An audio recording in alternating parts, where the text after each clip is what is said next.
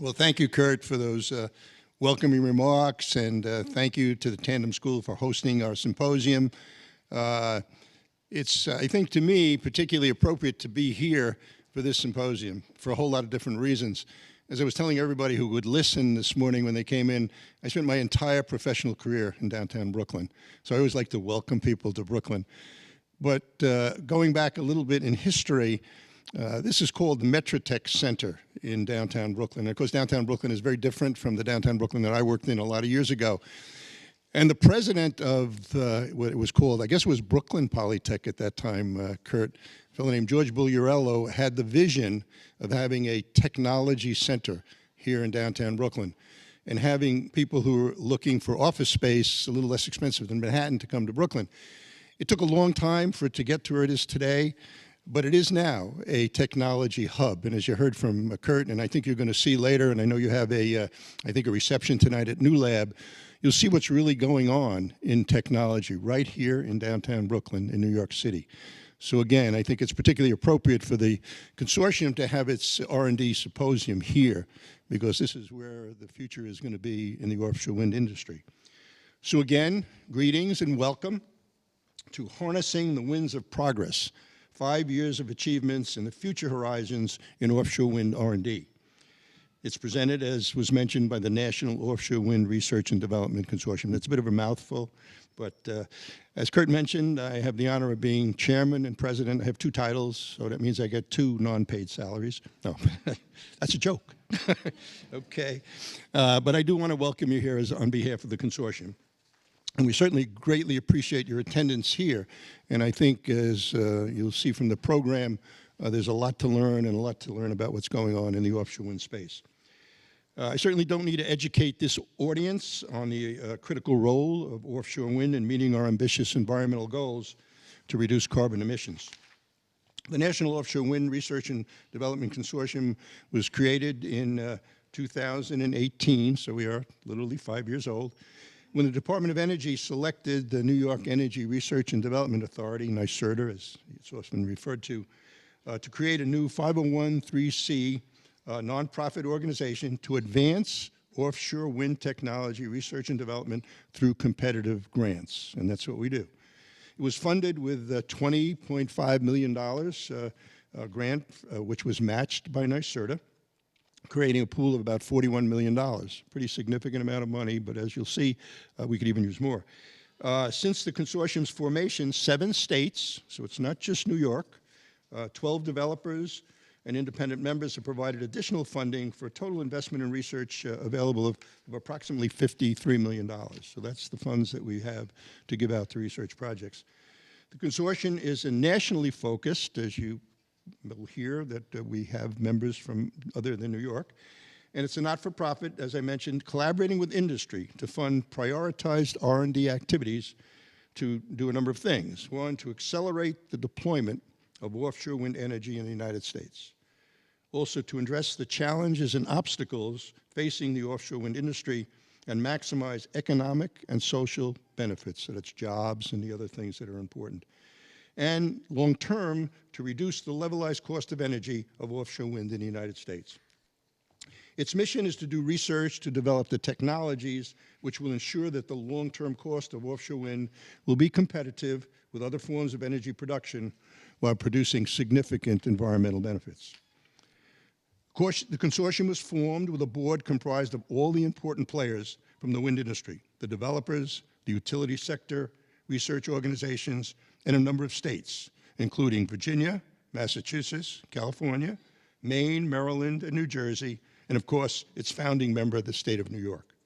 Its core activities are to fund innovation directly responsive to the technical and supply chain barriers faced by offshore wind project developers in the United States. It's to convene strong networks connecting technology innovators, research institutions, offshore wind and transmission developers, and supply chain companies, utilities, and state and federal government agencies, and to increase U.S. content and job opportunities. One of the first orders of business was to develop a research roadmap identifying the important areas of opportunity in the offshore wind space. The consortium seeks to help carry out a research agenda to accelerate the U.S. offshore wind industry in support of U.S. energy policy. This roadmap serves to communicate that research agenda, taking into account recent industry progress and the changing geopolitical landscape that shapes the market. Our current roadmap is Vision 4.0, so we've been through it a couple of times, and it was prepared under the direction of the consortium executive director, Lindy Heiss-Dunton, the former executive director, Kevin Knobloch, and it was produced by the Commission's internal technical team and offshore wind experts from the U.S. Department of Energy, the National Renewable Energy Laboratory, and the Carbon Trust, with input from our industry partners. The consortium's various advisory group members and offshore wind developers serving on the consortium's Research and Development Committee provided extensive input. So this was a document that was formed with a lot of input from all of the players.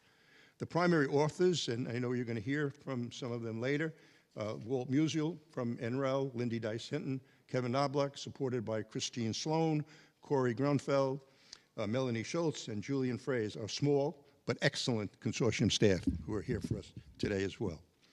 The consortium roadmap serves as the overarching technical guidance document for the consortium to advance offshore wind technology and drive innovation in the U.S. offshore wind industry. Specifically, it's focused, but not limited to, technology advancement in each of three initial research pillars. Now, I'm going to get a little technical here, but I think this audience can handle it. The pillar one is offshore wind farm technology advancement. This research pillar focuses on technology advancements targeted at the major cost drivers of offshore wind. Accelerated innovation can reduce capital cost and development and deployment risks while increasing annual energy production, resulting in long-term levelized cost of energy reductions for fixed bottom and floating offshore wind systems. R&D conducted under Pillar 1 should also address the domestic physical siting challenges in wind turbine and wind farm technology, looking at things like earthquakes, hurricanes, as well as supply chain issues that may have unique U.S. solutions and enable significant cost reductions through industry learning. Pillar 2 is focused on offshore wind resource and physical site characterization. This research pillar seeks improvements in offshore wind site characterization and the characterization technology that can drive significant cost reductions in U.S. offshore wind projects. So if you hear a theme here, it has to do with bringing the cost down.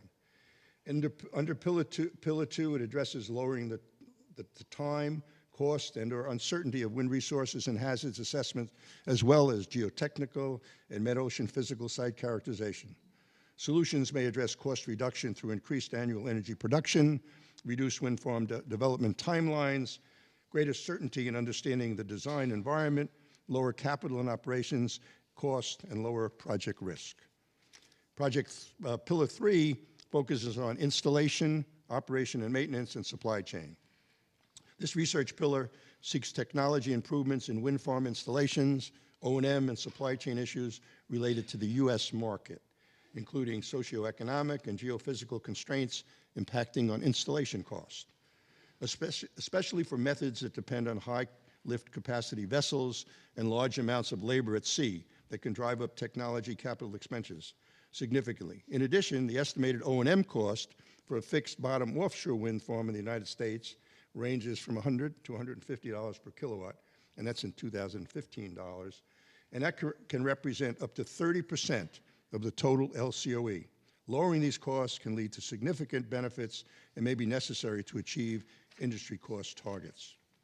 Finally, the immaturity of the U.S. supply chain contributes to higher project costs and additional development risks. R&D under Pillar 3 should deliver technology solutions that will improve installation and O&M methodologies, reduce labor at sea, encourage domestic supply chain development, and subsequently lower costs for offshore wind projects in the U.S. While Pillar 3 topics address some specific supply chain R&D areas, supply chain issues are central to the core objectives of the consortium and consequently cost-cut into all pillars of the roadmap. The roadmap is regularly revised to adapt to changes in the U.S. offshore wind market based on feedback received from the consortium members, the board, the R&D committee, which is chaired by Jan Mathesis from the Carbon Trust, and the Research and Development Advisory Group. The roadmap relies on expertise from the consortium's internal technical team, offshore wind experts from the DOE, the Carbon Trust, and the National Renewable Energy Laboratory. In the fourth version of the roadmap, topics were revised for clarity and better identification of specific projects. So we learned a lot from the first three versions, and we're learning more. It's, as you know, a growing and emerging industry. Topic areas were also consolidated in many cases, and new topic areas were added in response to feedback to allow for a broader scope, less constrained by the language in the original pillars. So we didn't get it all right the first time, but we're getting better. Roadmap revisions incorporate new research priorities and objectives, as well as account for prior achieved research objectives.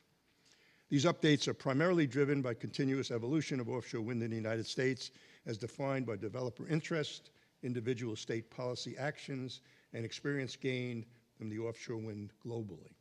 The roadmap has been approved by the consortium's R&D committee, who represent the intended end users of research activities per the consortium's principles of operation. So what have we accomplished so far? A lot of words up to this point, and all important. In total, 52 research projects have been awarded, 20 each from the first two solicitations and 12 from the most recent solicitation, for a total of about $34 million, with approximately $10 million in funding leverage for these projects. So this is funding that we've got from states and other participants. We're certainly proud of this accomplishment, but we have been able to fund only a fraction of the quality proposals. A total of 225 proposals were submitted, 122 of which scored above the funding threshold. So there is more work to be done, and we are having discussions on future funding sources, including the Department of Energy. And I think you'll hear later about the next solicitation, which will be going out, I think, in January. Some of the projects funded dealt with cable fault detection, landfall and onshore cable location, grid stability impacts, transmission planning, offshore wind forecasting, grid integration, dealing with protected species, floating offshore wind farms, fishing compatibility, shared mooring systems for deep water floating wind farms, radar-based wake optimization, operability of floating feeder solutions, and that's just to name a few, so the list is long. One example of a successful research project resulted in the method of transfer of offshore wind components from ports to the wind turbine installation vessels, and that is currently being used in the construction of Vineyard Wind, the project that is actually in construction at present. So I truly believe the consortium has demonstrated the benefits of collaboration of industry players and their contributions through informing solutions, serving on project advisory boards, participation in different demonstrations, mentorship roles, and participation in new joint industry projects that the consortium is forming. We've developed partnerships with a number of academic institutions like Stony Brook and their research faculty, the key industry players, and government on both the federal and local level. As you'll hear from our next speaker, the consortium is continuing to go through a transition, as is the energy industry, with a very exciting future, but not without some challenges. Speaking from long experience, and I do have long experience in the energy industry, I've seen it go through a number of transitions, all of which had challenges, but followed by better results from both an efficiency and environmental standpoint. When I first started at a little gas company right here in Brooklyn, our goal was to switch customers from coal and oil to natural gas, with its environmental benefits at that time.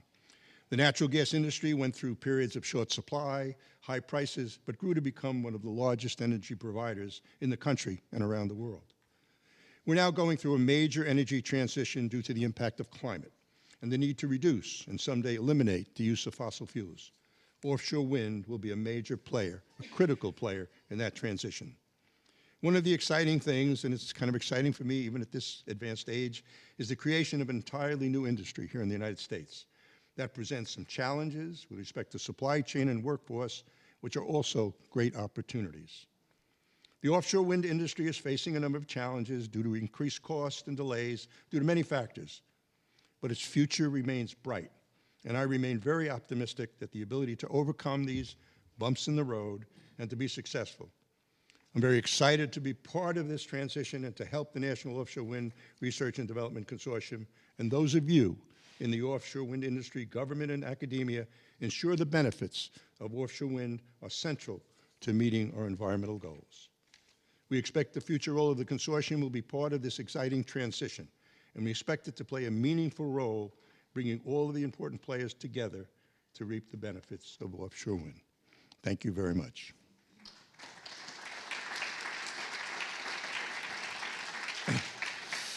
And now it's my pleasure to introduce the people who do all the work in the Offshore Wind Consortium and their executive director, and Lindy Heiss-Dunton. So Lindy, welcome.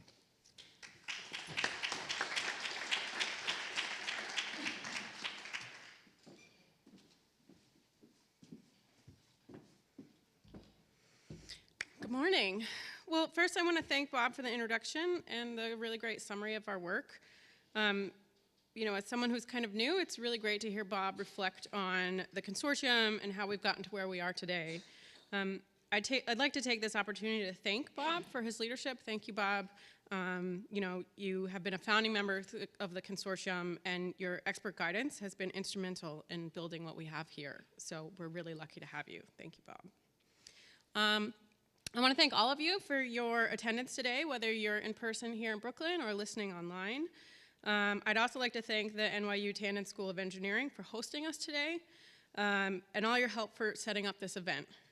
I'd like to especially thank Tona Sundergaard, who's worked closely with our team over the last few months to ensure that this event was a success. So thank you, Tona. So for those of you who I haven't had the opportunity to meet yet, I joined the consortium just about a year ago. I started, I think it was January 2nd of 2023, following the leadership of the founding executive director, Carrie Hitt, and then Kevin Knobloch, who served as the acting executive director during the search for Carrie's successor. I want to thank both Carrie and Kevin for their leadership and the foundation that they've built at NowRDC. Their work and the outstanding staff and membership they've built has made for an easier transition in this role. This year marks 5 years since the founding of the consortium, and while Bob and others are much better suited to reflect on the journey to get where we are today, as one of the newer members of the team, I've had the opportunity to reflect on the great work that the consortium staff, board, and members have accomplished to date, and I'm excited to help us build our vision for the future. It's been really inspiring to see the success of the consortium and the collaborative process that has allowed us to support all the great work that will be discussed over the next 2 days. I've been working in the offshore wind since 2016 and have been part of many efforts that have advocated for collaboration among industries, states, federal agencies, researchers, and others. This is something that is really easy to say that you want to do, but really difficult to actually accomplish and accomplish well. The consortium, through the support of our members, our board, our research and development committee, led by Jan Matheson at the Carbon Trust, has been able to leverage that collaborative mindset, and as Bob noted, support over 50 R&D projects to date.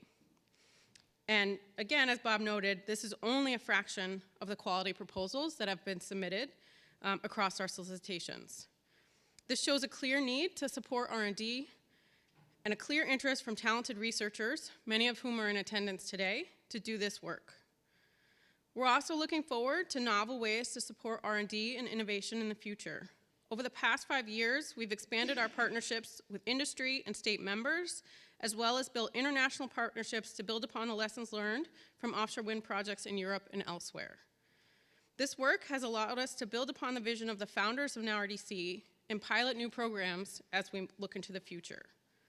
So to highlight a few of these programs, we've partnered with Innovate UK to release a joint US-UK solicitation to support international research partnerships that includes funding from our state members from Massachusetts, New Jersey, and Maryland. This solicitation is currently open, and I encourage you to visit our website for more details, including the challenge areas in this solicitation. I also welcome you to talk to me or any of our staff that you see over the next few days for details on this work. We've also built our first joint industry partnership on inter-array wake impacts, led by NREL and Cornell, which is being supported by Shell, Total, RWE, DOE, BOEM, and Maryland. We've partnered with Equinor, BP, the Urban Future Lab here at NYU, and New York City Economic Development Corporation to build the Offshore Wind Innovation Hub here in Brooklyn to support new technologies for offshore wind, and you'll hear more about that in the coming days. And we're starting to scope a solicitation for 2024 that will focus on floating offshore wind. We're also working closely with members of the consortium to build upon all the work that NowRDC has supported to date and identify key research challenges and priority topic areas. You'll hear about these topics over the next 2 days. As we work to share insight in topics such as transmission and grid, operations and maintenance, coexistence, autonomous systems, floating offshore wind, supply chain, and our visions for supporting innovation, I welcome your input and ideas on how the consortium can support these areas in the future. We're here to help move our collective path and goals forward. As we've seen in the last few months, it's a challenging road ahead for offshore wind as we work out how to address challenges associated with project costs and supply chain needs. But it's also an exciting time as we build this new industry and strive to reach the ambitious but essential clean energy goals set by our state and federal partners. It's not going to be easy, but I'm certain that it's going to be interesting and it's going to be rewarding. As we go into the next 2 days, I encourage you all to focus on the opportunities over the challenges. You will hear from a variety of speakers on diverse topic areas, all working diligently to help build this new industry. Thank you all for your participation in this event and for your dedication to the work we do. But before I close, I also would like to take a minute to thank NowRDC's outstanding staff. If you have not yet met Christine, Corey, Mel, Julian, or Julia, please take some time to get to know them over the next 2 days. They're honestly some of the brightest and most talented people I've been fortunate to work with. And admittedly, all of the credit for this event goes to them, especially Corey. Thank you for all of your hard work.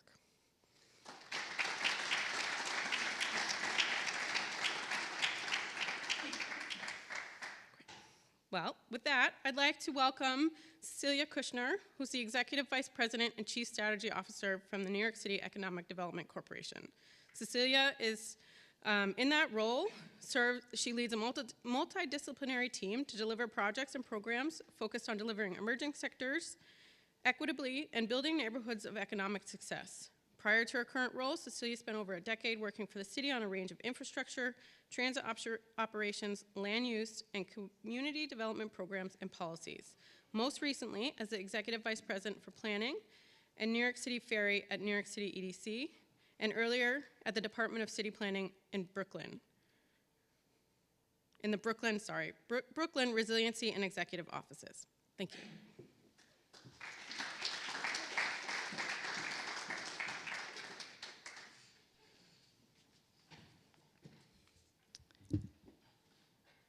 Good morning, everyone. Thank you. And it's exciting to be with you here. On behalf of Andrew Kimball, the President of the Economic Development Corporation, and the Mayor of the City of New York, Eric Adams, I'm excited to be with you to represent the city. My name is Cecilia Kushner. I'm the Chief Strategy Officer at the Economic Development Corporation, and I oversee our economic research and policy, our planning efforts, and our industry innovation group. EDC is the economic development arm of the City of New York. Our role is to expand the city's economy with a focus on sectors that are expected to grow in the decades to come and then offer a spectrum of good-paying jobs for all New Yorkers, which is why we're excited to be part of this offshore wind transition and to be with all of you today. But first, I just want to share some good news and some status of New York City's economy, which I think is important to contextualize this conversation. Over the last 2 years, the city has added 282,000 jobs, private sector jobs, and we've fully recovered all the private sector jobs that were lost during the pandemic, which is an enormous milestone in the city's recovery. And additionally, entrepreneurship, which is really the bedrock of innovation and the bedrock of New York City's economy, is thriving and back. This is an amazing stat that I want to share with you that we deliver every time that we go out. 1 in 7 businesses that exist today in New York City were created over the last 12 months. So think about that as you travel throughout the city and talk to people. At EDC, we're constantly working to ensure that what we call our future-oriented industry, from offshore wind to tech to the green economy, are growing and thriving. And we believe that the green economy is poised to supercharge New York City's economic growth. In 2021, our research shows that we have today 133 green economy jobs in New York City. And we believe that by 2040, we will have 382,000 green economy jobs. And while all green economy sectors and subsectors are extremely important to advance our climate goals, there are 4 sectors in particular that have contributed to about 80% of the job growth from 2016 to 2021. And that's building, energy, which we're here to talk about today, resilience infrastructure, and finance and consulting. And since January 2021 alone, there's been more than $2 billion of VC investment into 159 local climate tech startups. Shepherded by landmark public commitments and investments, this green economy growth is redefining the business and physical landscape in New York City. And along the New York City East River, including here in downtown Brooklyn, which is part of the Brooklyn Tech Triangle, what we're seeing coming is what we're calling the New York City Innovation Coast. That's an ecosystem and a partnership of climate and tech-focused education, research, innovation, piloting, and operation that are all connected by New York City Ferry that we proudly run, and that are all ready to take on this transformative opportunity, with offshore wind playing a significant role in this landscape and in this geography. The city is committed to 100% clean electricity by 2040 and carbon neutrality by 2050. And this requires an enormous shift to renewable energy from many sources, and offshore wind is a vital part of this shift. In 2021, EDC released a 15-year, $191 million offshore wind vision plan that outlines key strategies to accelerate the growth of our regional offshore wind industry, as well as position New York City as a world-class hub. The first strategy is focused on developing best-in-class infrastructure that will support the construction and operation of 12 gigawatts of electricity.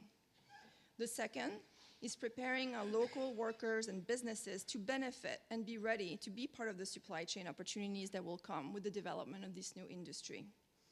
And in line with the state goals, the city supports and is working to ensure that 40% of the benefits of offshore wind investment are directed to women, minorities, and environmental justice communities throughout the city. And the third one, our first strategy, is to promote innovation in the offshore wind industry, to accelerate its growth and develop new company and new jobs as a result. I'm proud to be here and to state on behalf of the city that even in light of recent news about the increased difficulty of executing an offshore wind project, the City of New York and EDC in particular are committed now more than ever to supporting this emerging industry.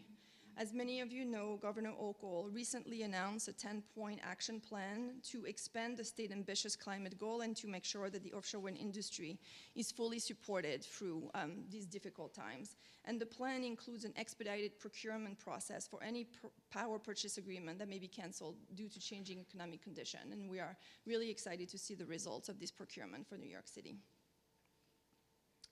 As I mentioned earlier, EDC is leveraging its extensive maritime and waterfront real estate to develop best-in-class infrastructure to support our clean energy and offshore wind goals.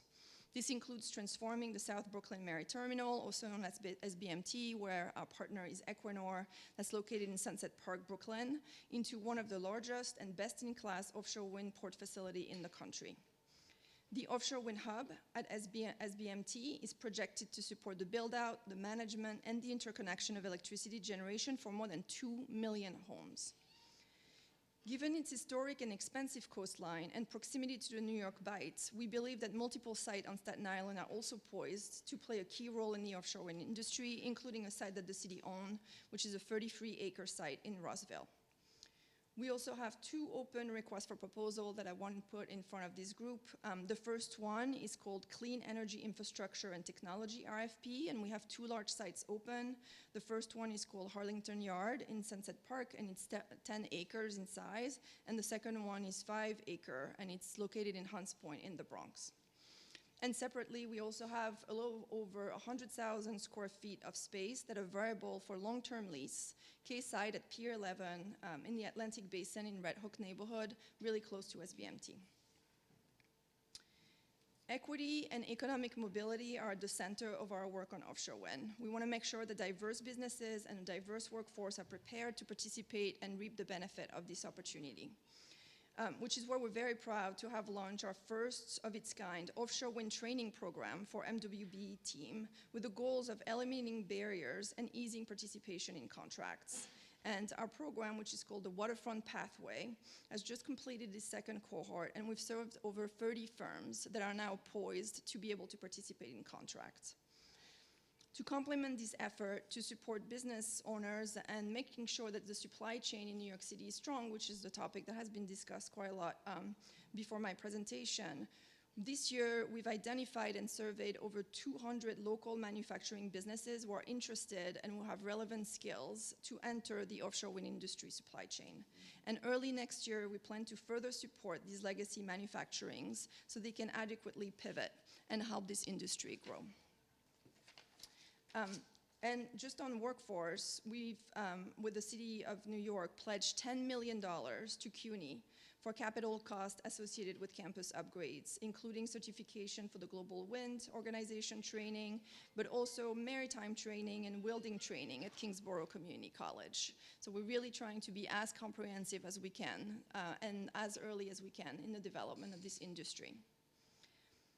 As you all know, and one is a source of pride for us at EDC and in the city, New York City is an engine for innovation. In June 2022, the Offshore Wind Innovation Hub opened in Industry City. EDC is a partner of Equinor, the Urban Future Lab at the NYU Tandon School of Engineering, and the National Offshore Wind R&D Consortium. The goal of the hub is to spark innovation by facilitating the testing of new technology and fast-track commercialization. The hub recently wrapped their first round of cohorts, and you have the names of the companies that participated on the slide, and I believe a couple of them are here. And we're excited to see them enter the market in New York City and across the nation.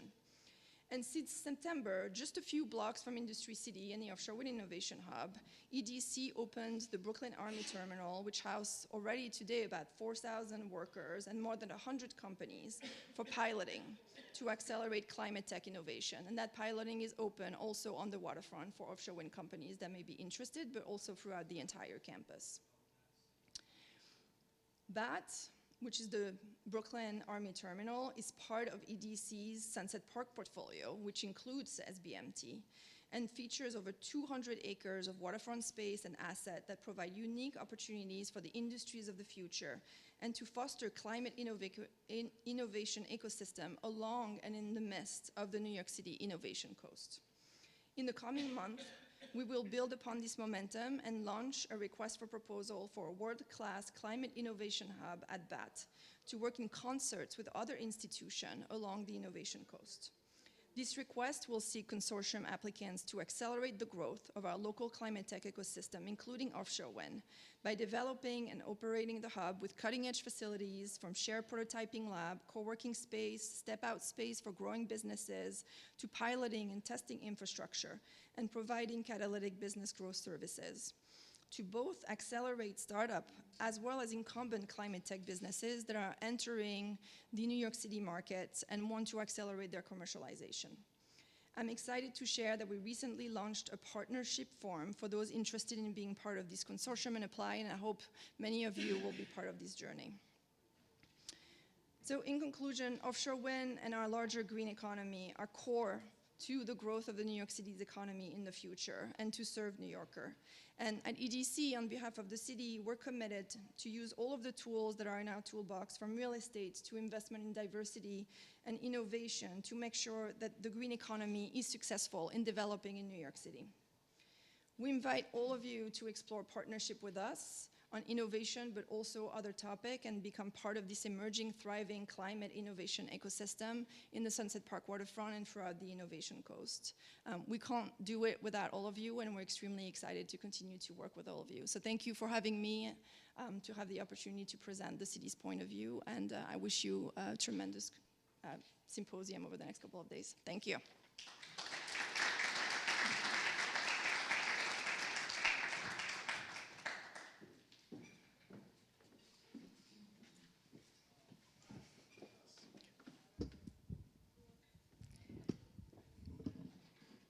Thank you, Cecilia. Next, I'd like to introduce, we're going to have a recorded presentation from Eric Lance, who's the newly appointed director of the U.S. Department of Energy's Wind Energy Technologies Office, or WETO, where he oversees an annual budget over $100 million to advance wind technology and support an equitable transition to a decarbonized energy system. The WIDO portfolio includes innovative research on land-based, offshore, and distributed wind energy systems, as well as research into wind power, grid integration, analysis, and technical assistance. WIDO also works to accelerate future wind energy technologies in support of widespread access to low-cost, abundant wind energy.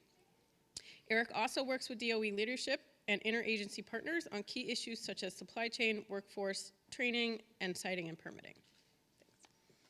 Thanks. I'm assuming it'll just show up. Good morning and welcome. I'm with you today to talk about our vision for offshore wind in the United States, the priorities of DOE in driving innovation, the investments we're making today, and how the work funded by our office and in conjunction with NowRDC is critical to realizing a robust future for offshore wind in our nation. Before diving in, though, I want to extend gratitude on behalf of the department for the work of the NowRDC team, in particular, Lindy Heiss-Dutton and Corey Gronveld, our event organizer.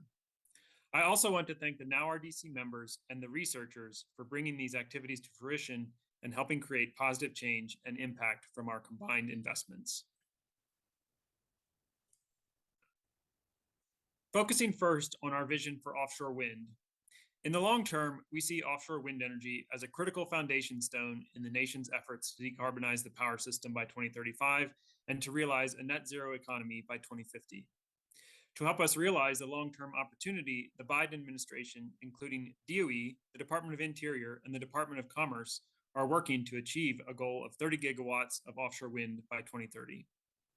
From analysis conducted by NREL, we have ascertained that realizing this goal can deliver tens of thousands of jobs, meaningful reductions in CO2 emissions, and enough power to supply over 10 million homes with clean electricity. Meeting this goal will also spur $12 billion in capital investment annually and support the construction of approximately 5 to 10 new manufacturing plants for offshore wind turbine components, new ships to install offshore wind turbines, and up to $500 million in port upgrades. In addition, by reinvesting in coastal regions around the nation, we can jumpstart this industry, which could contribute more than 100 gigawatts of future electricity system capacity while supporting local and regional economic development and positioning the power sector for a net zero future. When it was developed, we believed the 30 gigawatt interagency target was an ambitious but achievable goal. To get there, we needed to address the challenges that remained to offshore wind development in the US. Since it was released, some things have changed that have made the goal even more challenging. I'm sure these are no surprise to you, but rising interest rates, a war in Europe, and inflationary pressures throughout the domestic and global economies have all had profound effects. Even so, we remain committed to doing what we can to help realize this goal. To this end, we continue to work to implement the Interagency National Strategy, which helps prioritize investments geared towards realizing the 30 gigawatt by 2030 goal. Specifically, we are working to increase demand for offshore wind energy and grow the domestic supply chain by informing the development of federal incentives related to offshore wind. The passage of the Inflation Reduction Act included several provisions that have addressed this priority, and DOE helped in both informing the impacts of proposed legislative language and working across the administration to inform the rollout and implementation of this legislation. We are also working to reduce offshore wind energy costs through technology innovation and adaptations that enable industry growth and provide affordable electricity throughout the country. This is where much of the work that you all have been focused on applies, and where a significant portion of the department and the Wind Energy Technologies Office resources have been allocated. Improved siting and regulatory processes by increasing transparency and predictability, supporting auctions for new lease areas, understanding development impacts, expanding stakeholder engagement, and facilitating ocean co-use are also important efforts. Investment in supply chain development, including customized offshore wind ports and vessels to establish a logistics network and attract further investment are similarly critical. We are also working to plan efficient and reliable grid integration to deliver offshore wind energy at scale. Success across all 5 strategic priorities is expected to help grow the pipeline and attract the hundreds of billions of dollars in investment necessary to sustain the industry. That investment would result in additional technology development, grid modernization, and a strong domestic supply chain and workforce that would further accelerate cost reductions and ultimately create a positive, self-reinforcing growth cycle. Addressing these needs requires a great deal of innovation, and NowRDC is a critical partner to expanding the pace of innovation. NowRDC sits at the intersection of government, academia, national laboratories, and private industry, and has a unique role in connecting the many stakeholders in offshore wind energy. Paired with the national strategy focused on the 2030 goals, the department has also worked to craft and roll out a strategy that will carry us beyond 2030, continuing and expanding the DOE's work in advancing the U.S. offshore wind industry. A big part of DOE's role historically has been research and development, and that will continue. Longer term, advancing the commercial readiness of floating offshore wind in waters too deep for conventional foundations is critical. We also need to get further ahead of the transmission challenges of tomorrow and engage in proactive transmission planning efforts. In the audience today, we have representatives performing research in each of these strategic areas. Innovators solve pressing challenges that enable a sustainable global industry, and commercialization of new technical solutions is challenging, requiring patient, far-sighted investors. You all have a critical role, and the work you are doing is primed to help advance deployments and establish the U.S. leadership in the industry. NowRDC and DOE are committed to supporting researchers, entrepreneurs, and innovators. Digging in a little deeper on floating offshore wind, in September 2022, the Department of Energy, the Department of Interior, the Department of Commerce, and Transportation announced the Floating Offshore Wind Shot. This initiative puts forward two goals: a deployment target and a cost target. Underpinning the initiative is the fact that about 2/3 of the United States offshore wind potential exists over bodies of water too deep for fixed bottom wind turbine foundations. The shot seeks to reduce the cost of floating offshore wind energy by at least 70% to $45 per megawatt hour by 2035 for deep water sites. Achieving this ambitious goal would drive U.S. leadership in floating offshore wind design, manufacturing, and deployment. The Department of Interior also announced a 15 gigawatt deployment target for floating offshore wind that includes consideration of biodiversity and promotes ocean co-use. Looking at what's happening today, I'd like to take a few minutes to mention some recent investments that we believe are also helping to address the challenges and the needs of the industry. First, to help drive down cost reductions, we have continued our investments in fundamental understanding of the wind resource and how it interacts with the wind farm. These investments were significantly supported by the Energy Earthshot research centers established by the Office of Science, which saw $38 million prioritized towards floating offshore wind. We have also established an anchoring and mooring program with an open solicitation, as well as lab-focused work on array design. And we have funded floating platform developments. ARPA-E through their Atlantis and Scale Up program, and the Wind Energy Technologies Office through the FlowWind Prize, focused on developing large-scale fabrication innovations. To support near-term supply chain development and planning, the Wind Energy Technologies Office has focused mainly on analysis and convening. We were instrumental in setting up the Federal State Offshore Wind Implementation Partnership, which recently resulted in an MOU between a variety of states and federal agencies to coordinate supply chain developments. We have also funded several roadmap and strategy efforts targeting both fixed foundation and floating applications. Notably, the supply chain roadmap was executed through NowRDC. Thank you for that collaboration.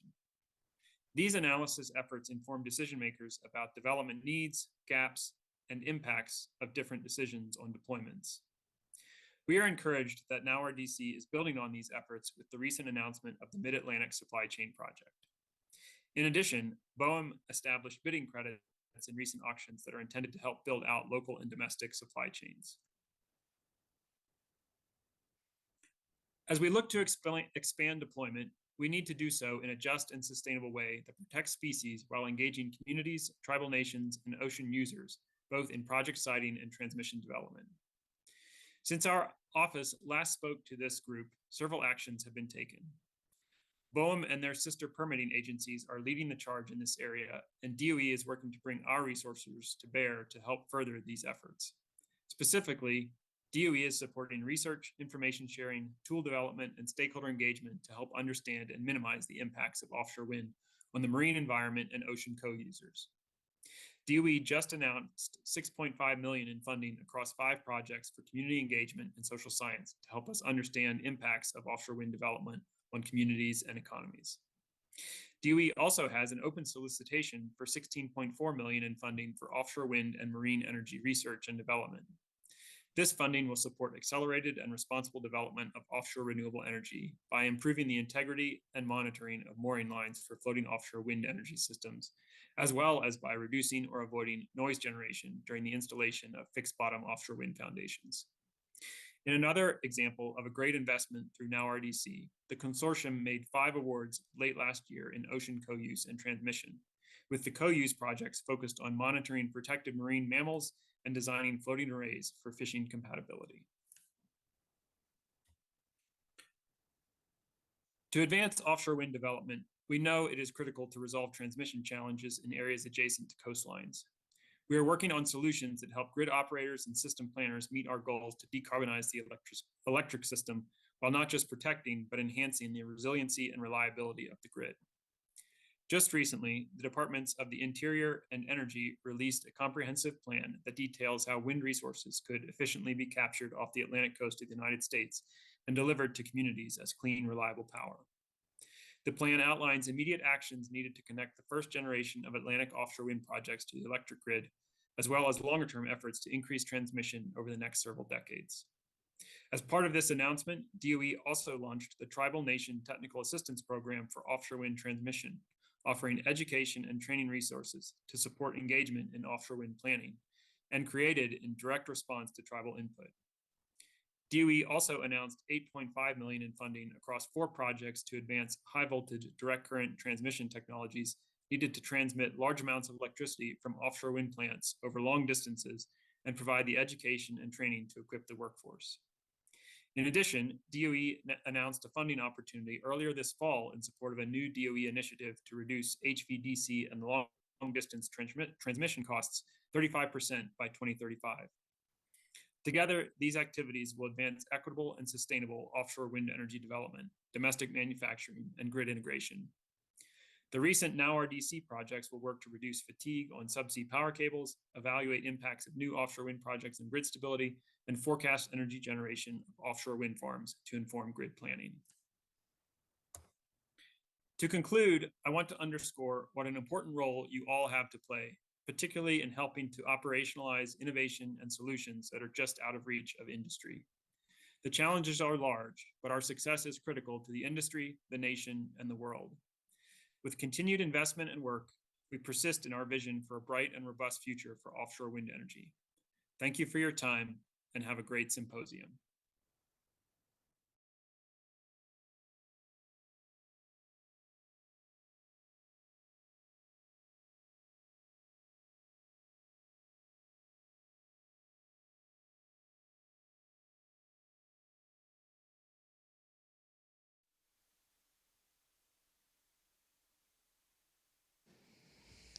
Great. Well, we sincerely appreciate Eric for sending that along. And last but not least, I would like to introduce Walt Musel, who is the Chief Engineer for Offshore Wind at the National Renewable Energy Laboratory, or NREL. Walt's been a partner and a trusted advisor to NRDC since its founding, and he's been instrumental in our R&D roadmap, but he's also helping with a symposium. So he's going to come up and help us set up for kind of logistics in the next couple days. Thanks, Walt.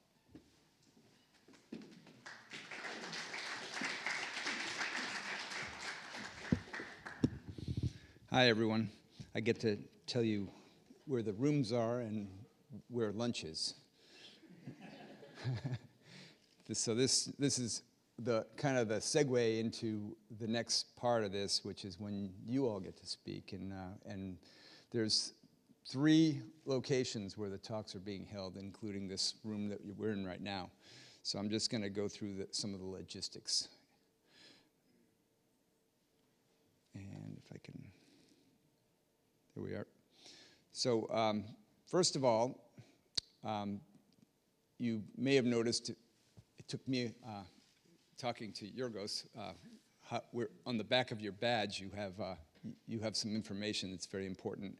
But you've all been informed through emails as well on where the locations of these next talks are going to be, and they're in different rooms. And if you go to the agenda, you can find those rooms, and the QR code on the back of your badge will bring you there.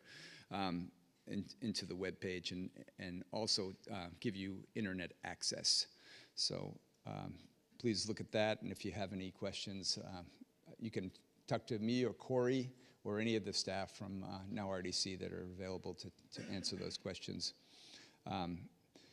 Since we have a mixed in-person hybrid session going on, we're going to use Slido for Q&A, and you can access Slido through your apps and scan the QR code for Slido, and then enter this number that that should be available to you, 1206516, and then that brings you to the site for this Now RDC, and you can ask your questions through that app, and that will kind of put everybody on the same platform between the live attendees and the people that are attending virtually. So if there's any questions about that, again, don't feel free to ask. The next part of this is really just taking you to the three different rooms. There's a map that I'm about to show you, but we're here in the Pfizer Auditorium in the Bern Deibner Library of Science and Technology at 5 Metro Tech Center at the NYU campus in Brooklyn. The other location is across J Street, where we'll be in room 1201 on the 12th floor. And I understand that's where we have lunch prepared, which is the next stop after this, after I finish here. And then there's another room in the Jacobs Seminar Room, room 1930 and 1931 on the 19th floor of the 1 Metro Center, which is on this side of J Street, just kind of down past that courtyard that you might have walked through to get here. So these locations are probably easier to see on this map. We're at the top, at the star at the top, and the other two locations are at those red stars down at the lower part of the screen on the left side. And so we'll be having lunch at the one on the far left, room 1201, 370 J Street, if that makes sense. And so next up, I'm just going to go through the agenda of what it looks like for this afternoon after we have lunch. We'll be going you'll be choosing which one you want to do, but there'll be a series of 3 different breakouts, or there'll be 2 breakouts, but 3 in sequence. So the first 2 are developing a robust U.S. offshore wind supply chain in parallel with improving the state-of-the-art wind resource optimization. So you'll choose between those 2.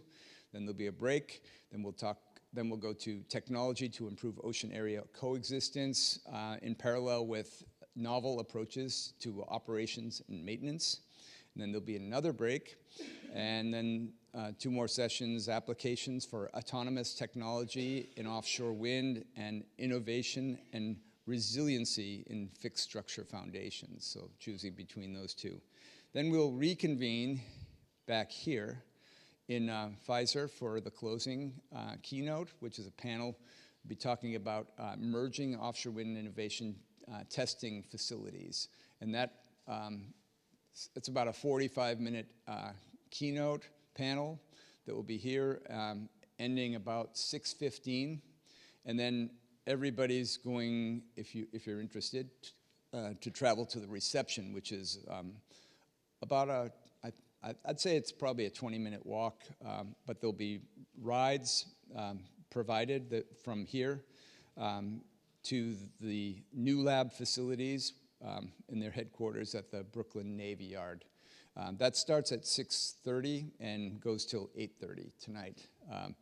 And so attendees are welcome to take the public transit that's available to, or you could walk there, as I said, or you can take an Uber, or be creative in how you get there, but it's not that far. But they want you to enter through the Cumberland Gate and have a photo ID to show. So make sure you bring your IDs with you. And so that will be the closing for the end of today, however you want to do it. And I hope that to see you at all of those places. I think that's most of what I have. But if you have any trouble at all, please feel free to talk to any of the people at the Now RDC. They're wearing badges that look like this. And you can talk to me, but I may be less helpful. But I will try to help you, or I'll find someone that can help you. But Corey has masterminded this and is walking among you, and she'll be able to help. Lindy is here, Christine, Mel, or Julian, and anyone else that you see that can that are wearing one of these badges. So please feel free to ask. Does anyone have any questions about how we're going to do the rest of the day? And if not, then I guess we proceed to lunch. Okay, and that's going to be just a short walk across J. Thank you all.